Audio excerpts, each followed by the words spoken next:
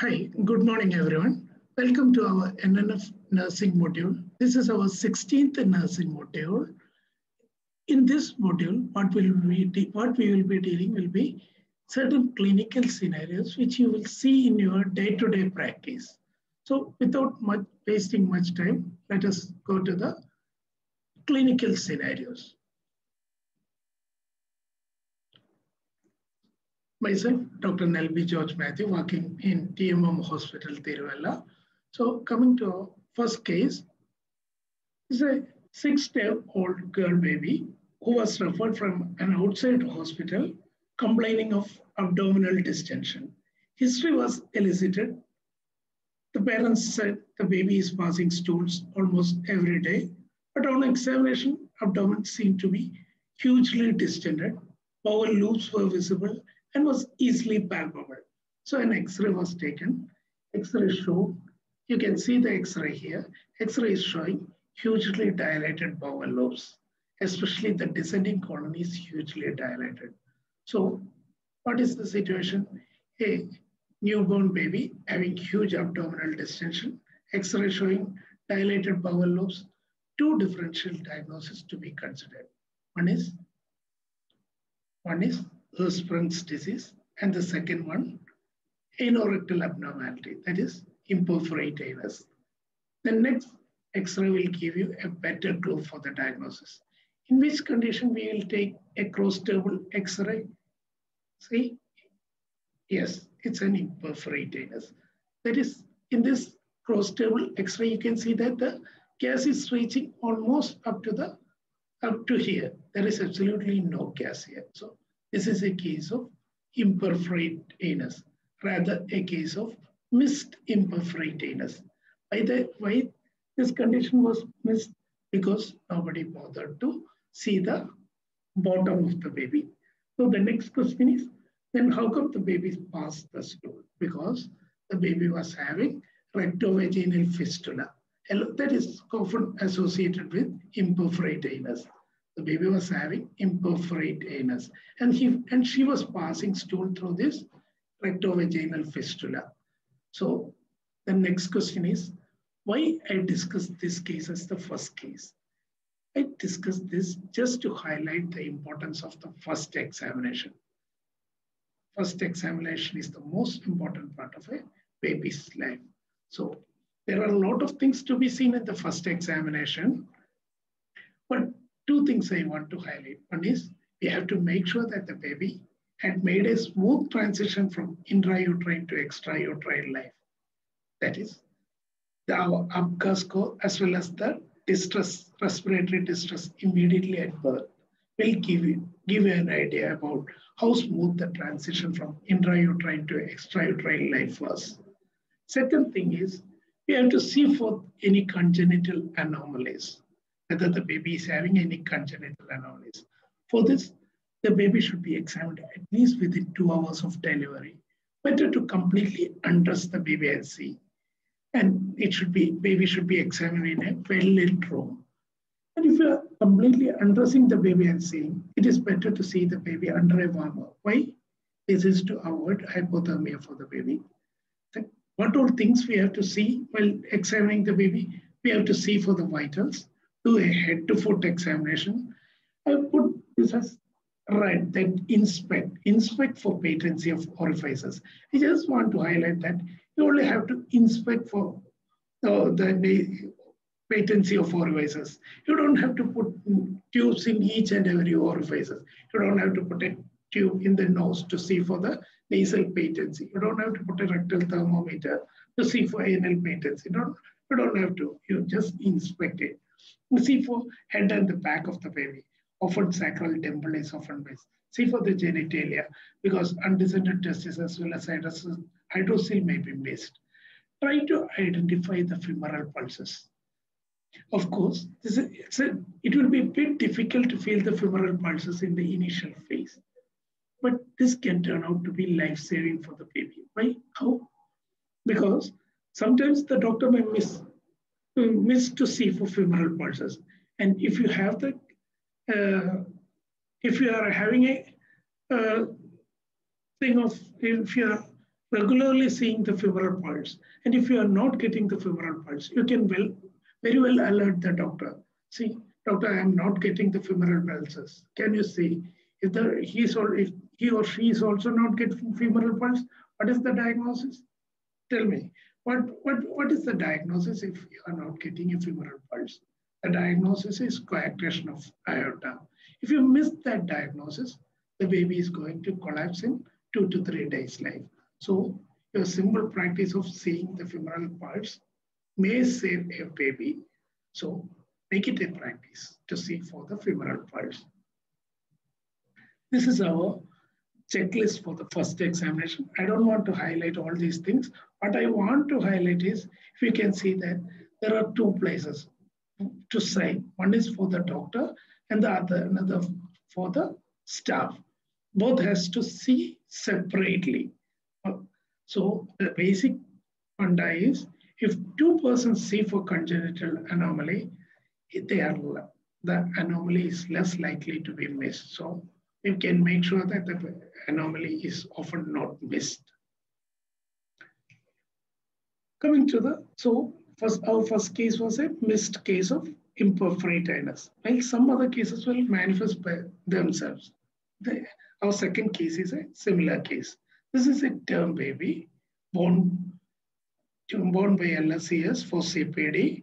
The antenatal history was uneventful, but the baby had respiratory distress and profuse frothing immediately after birth. So X-ray NG tube was inserted. It was a bit difficult to insert the NG tube. X-ray was taken. X-ray was showing coiled. They're showing that the NG tube is coiled in here. So that means what is? That means something is preventing the NG tube from going down. Normally the NG tube should go down till the stomach. So there is an obstruction in the esophagus. What is the cause for obstruction? Common cause for obstruction in an esophagus? It is tracheoesophageal fistula.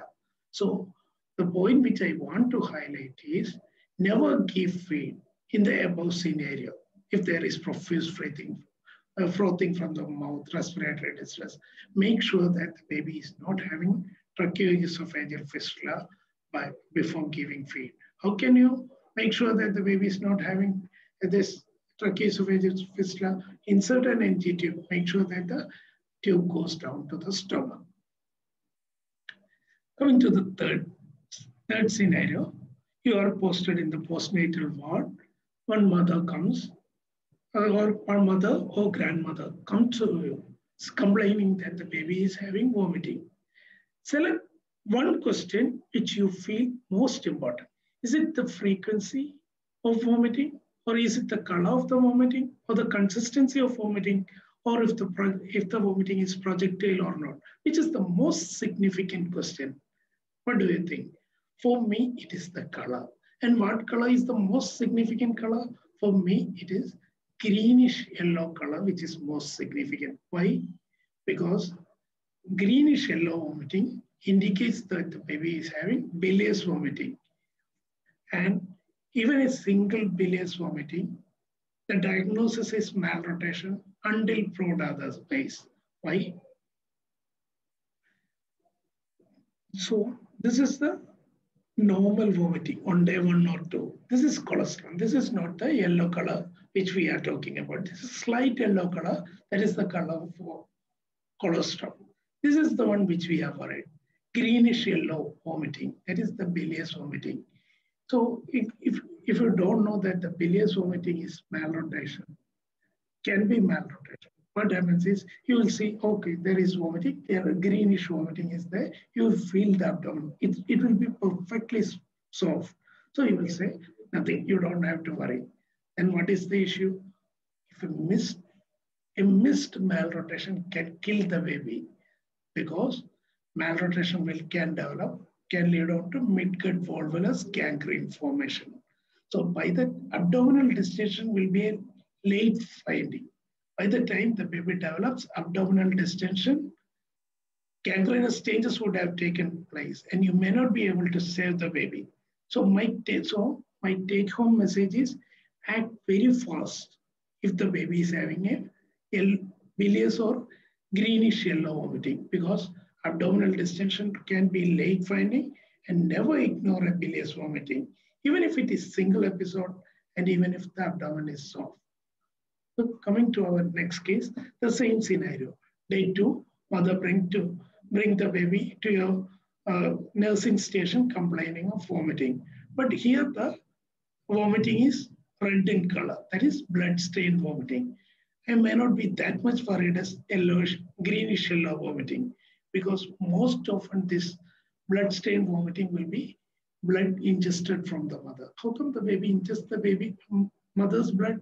While delivering, the baby may ingest the mother's blood. That will cause irritation and that will be vomited out. That is the usual scenario of blood stained vomiting. So whenever a baby comes with blood stained vomiting, what the first thing to do is to make sure that to differentiate whether it is baby's blood or mother's blood. A simple test to differentiate it is AB test. I'm not going into the finer aspect of AB test. I'll just make the fundamental, give the fundamental ideas. So what happens is adult blood, that is, if it is mother's blood, it will be denatured by alkali. So if you add alkali to mother's blood, yes, or if the vomitus is mother's blood, when you add alkali, it turns out to be brownish in color, and the result will come as negative. You don't have to worry. But if it is baby's blood, baby's blood contains fetal hemoglobin, which is not at all denatured by alkali. So even if you add alkali to this blood, it will remain pink. Then the result comes as positive, or the baby is having baby's no, the vomitus is baby's blood. Here you have to worry. Then they call the doctor. A lot of investigation awaits you. Another case scenario, case 4. This is a term baby born by vacuum delivery. Birth weight was 3.8 kg. Baby was initially examined by the doctor and was transferred to the mother side. Now the parents complains of decreased movement of the right upper limb. On examination, the upper limb position is something like this. So what is the diagnosis? If the diagnosis is not clear, just see this video. So it will be much more clearer. Just see this video. I'm doing Moro test for the baby. Just concentrate on the right upper limb. You can see that the movement of the right upper limb is less compared to the left. Right upper limb is less compared to the left. This is called an asymmetric Moro, which is often seen in a condition called Erb's palsy. This is because this usually seen during difficult delivery because of injury to the nerves supplying the upper limb. So in this situation, often the parents will be agitated. First of all, this is a birth injury. Second thing, it was missed during the first examination by the doctor. So they will be a bit agitated. To console them or to reassure them, you should know the prognosis. So how is the prognosis for an Erb's palsy? Most of the patients with Erb's palsy, almost 90%, will recover completely. So first thing you have to do is reassure the parents, inform the doctor, let them get an X-ray to see for clavicular fracture, let them get an orthopedic or neurology opinion or physiotherapy opinion, whatever it is. What you have to know is prolonged immobilization of the upper limb should not be done, because if you prolong the immobilization, that joint will become stiff. That will do more harm than good. So once pain is over, ask the parents to actively move the joint. Actively move the joint. The joint should be something like this, moved something like this. So that more to reassure the parents, and you should know that prolonged immobilization should be avoided. These two things you should know. Coming to the next case, the same baby on examination was found to have something like this in the head. What is the diagnosis? Should we do any specific treatment for it? and what is the anticipated complication. I'm not discussing it here.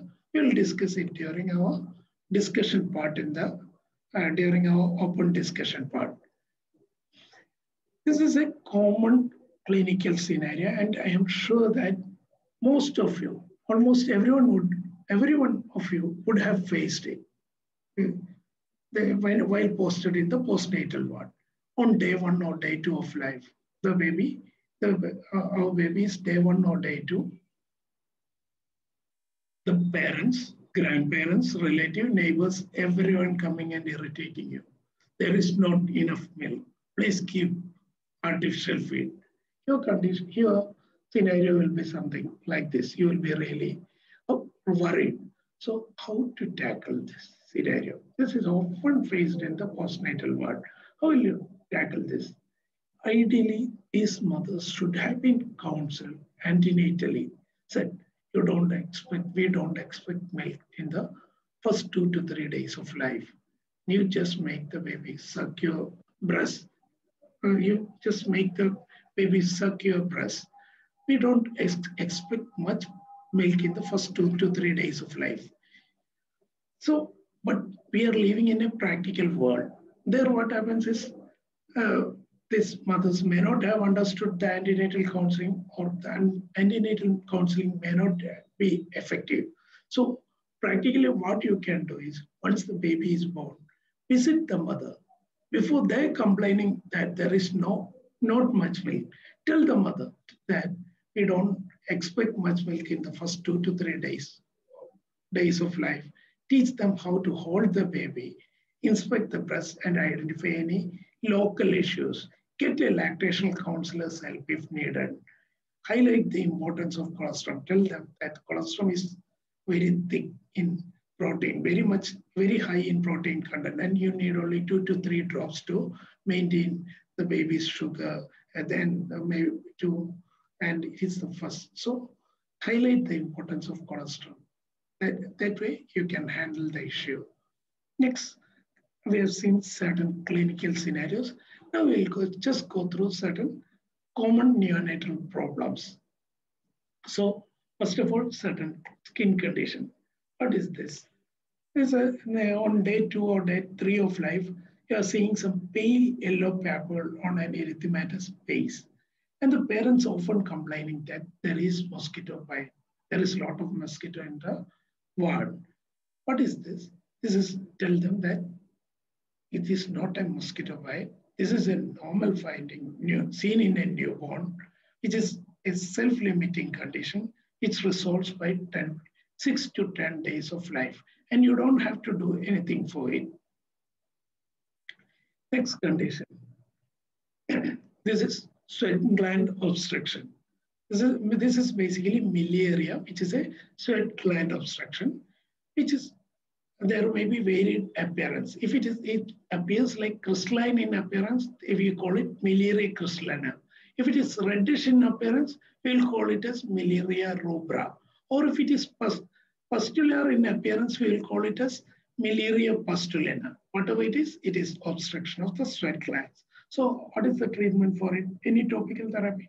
No, nothing to be done. Yes, and in our part of India, in Kerala, it is quite common because of the warm and the humid climate, and you don't have to give any topical therapy for it. Another condition, common condition for a newborn baby, diaper dermatitis. It is basically an irritant contact dermatitis, and most often irritant is commercial diaper wipes. So you have to avoid it. Zinc oxide may be applied, and there is not much role for antifungal creams. And the role of antifungal comes if it persists even after avoiding all irritants and applying zinc oxide, or if there is definite evidence of fungal infection like a satellite lesion, you may apply antifungal creams. Next, I have shown 3 eye conditions. First is the nasolacrimal duct obstruction. Second is neonatal conjunctivitis. And third is subconjunctival hemorrhage. Which one is dangerous? What do you feel? For me, it is the neonatal conjunctivitis. First is just a block in the nasolacrimal duct, and the baby will be presenting as watery discharge from the eye. So the treatment for which is massage in the nasolacrimal duct. You have to start your massage from the inner canthus down to the down in this direction. You have to massage.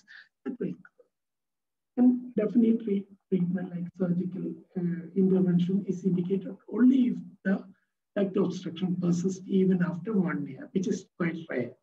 Neonatal conjunctivitis definitely needs inject antibiotics. And third thing, subconjunctival hemorrhage. That is hemorrhage beneath this conjunctiva. Though it appears little scary, it will go off by itself and is very common in newborn period and slightly more during normal delivery. Next, certain conditions you will commonly see in the oral cavity. What is it?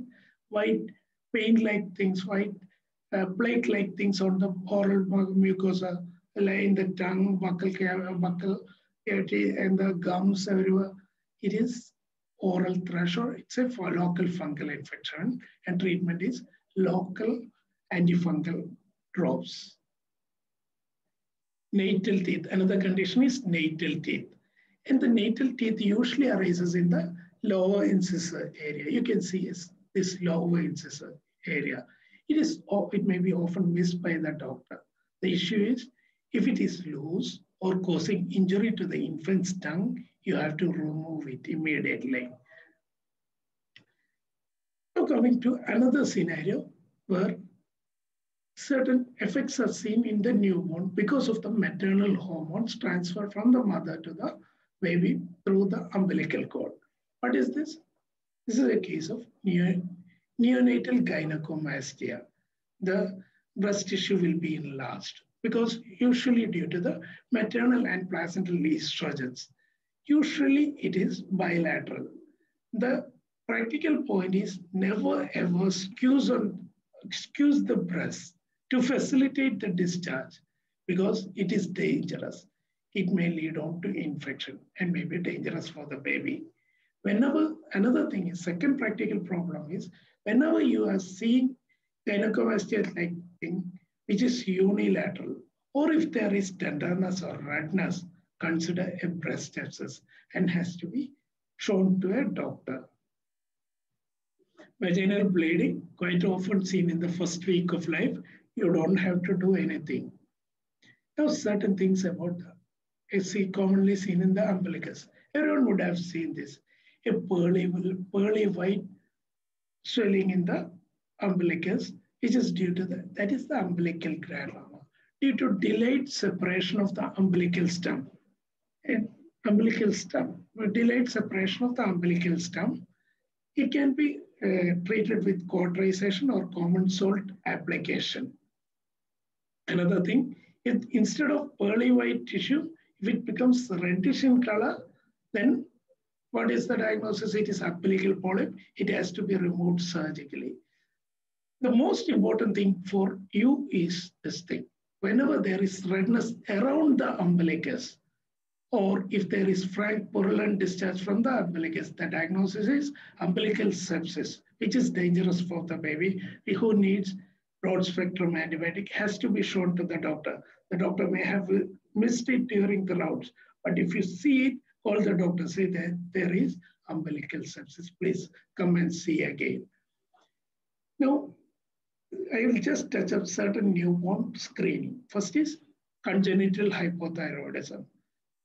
I'm not going into the details of the values or everything. I just want to highlight that this is one thing which we don't want to miss, because it is congenital hypothyroidism is the commonest cause of treatable mental retardation. So before sending any baby home, make sure that the thyroid function test is done and the results are collected and is within the normal level. Second thing is hearing screening. Screening should be done before 1 month. Definite diagnosis should be made before 3 months, and treatment should be started before 6 months. The importance of 6 months is because if you start treatment before 6 months, the babies will talk properly. Otherwise, this vocabulary may not develop properly. So you have to start treatment before 6 months.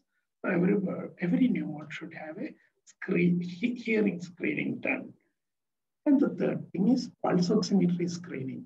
And though the slide appears very complicated, it is very simple. What you have to do is check the saturation of the right upper limb and any of the lower limb, and make sure that both the upper and the lower limb saturation is more than 95.